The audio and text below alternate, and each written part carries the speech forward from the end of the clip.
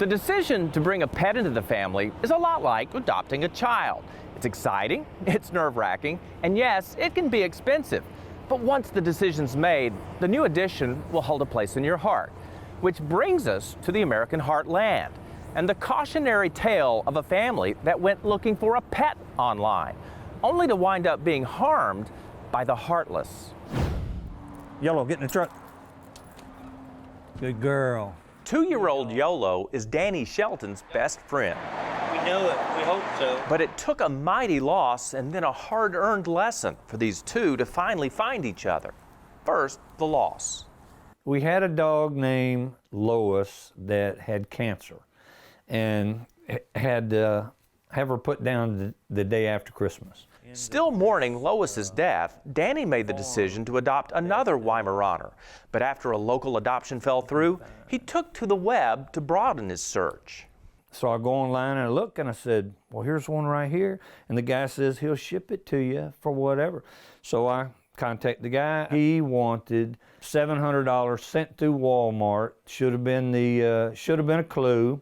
Full of hope and wanting to fill the hole in his heart, Danny wired the seller the money, then almost instantly received an email. So I'm looking at this email and it says, due to customs, I need $1,400 more dollars. That's when the light comes on, so I call the guy up and I said, I know this is a scam. We traced the online puppy scam to this address in Atlanta, 740 Morosco Drive, Suite 130. But there is no Suite 130. While we didn't get any answers here, we did find out that the person or persons who set up the site Danny used is also linked to several other fraudulent puppy selling sites, all of which are now red flagged by the Federal Trade Commission. Nobody ever gets a puppy. The puppies don't exist. Steve Baker with the Better Business Bureau says this crook is not the only person pretending to have puppies for sale. It is so bad, I don't think you can do an internet search for a puppy without coming across a fake puppy picture. Baker says this type of fraud is widespread because it's so simple to set up.